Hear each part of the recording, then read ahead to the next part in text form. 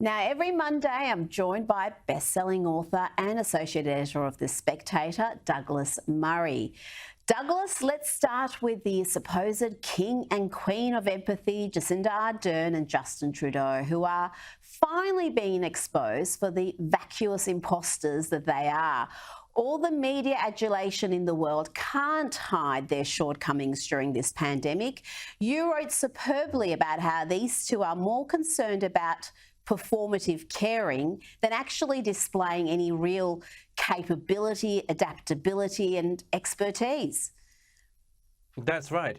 I mean, it's obvious. It was obvious from the start when both of them ran for office. Both Ardern and Trudeau were presenting themselves as if there was something very special they had, which gave them a great advantage over their alternatives, and that was that they were especially empathetic, especially caring. Jacinda Ardern's face crumples up with empathy and sympathy. She seems to express such care about people and about things. And of course, Justin Trudeau, who has even nicer hair than Jacinda Ardern, always did the same thing. Always said how much he cared.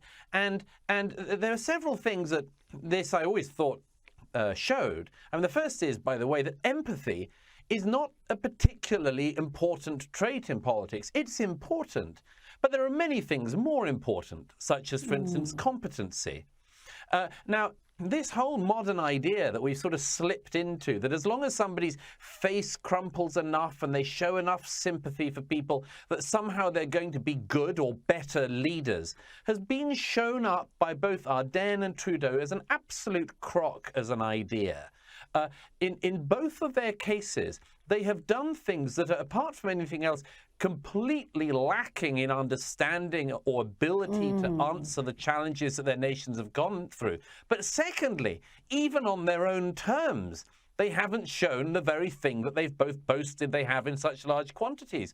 Neither Ardern doesn't seem to have very much empathy, actually, for the people of the benighted country that she rules over. You know, as every other country in the world is coming out of lockdowns, New Zealand last week announced new restrictions. So she doesn't seem to have all that much empathy for the people of New Zealand. I rather wonder whether those of us who went to that country will be asked by our grandchildren what it was like, you know, in this country that decided to lock itself off from the world in the 2020s. And as for Canada, I mean, Trudeau, as he has shown with the truckers and the people who have decided to protest against his appalling government in Ottawa, have shown he has no sympathy or empathy for these people. He says they're racists, misogynists, homophobes, transphobes, every other one of the modern phobes.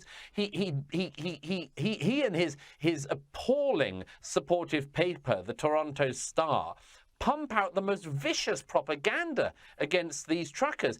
Justin Trudeau has no empathy for them. He has no empathy for the media who are asking questions that he doesn't like. He told one female reporter this week that he wouldn't even deign to answer her question because she came from Rebel News, which he says is not an organ he will answer questions from. So they don't even on their own terms have the abilities they claim to have.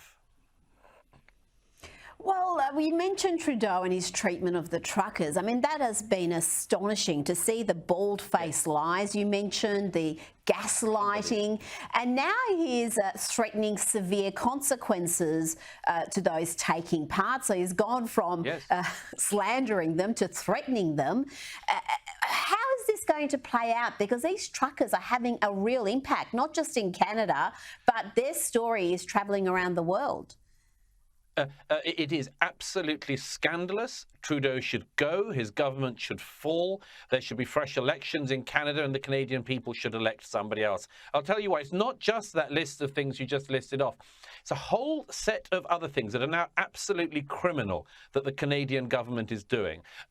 Case one, encouraging GoFundMe, the platform. By the way, nobody should ever use GoFundMe ever again for any cause, however good. Use other platforms. The Canadian government put pressure on GoFundMe, where there had been millions of dollars that had gone to the Canadian truckers to support them in their protest.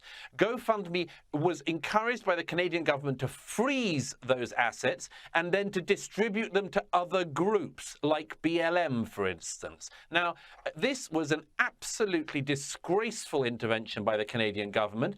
It has been now questioned by GoFundMe, but nevertheless, nobody should ever use GoFundMe. It has also, the Canadian government has put pressure on some of the Canadian banks to freeze the accounts of truckers. I mean, this is just unbelievable banana republic behavior. Democratic governments do not have the right to order banks to freeze the accounts of people who do not agree with the diktats of the elected government. The Trudeau government has massively overreached. I think it is criminal. He has to go.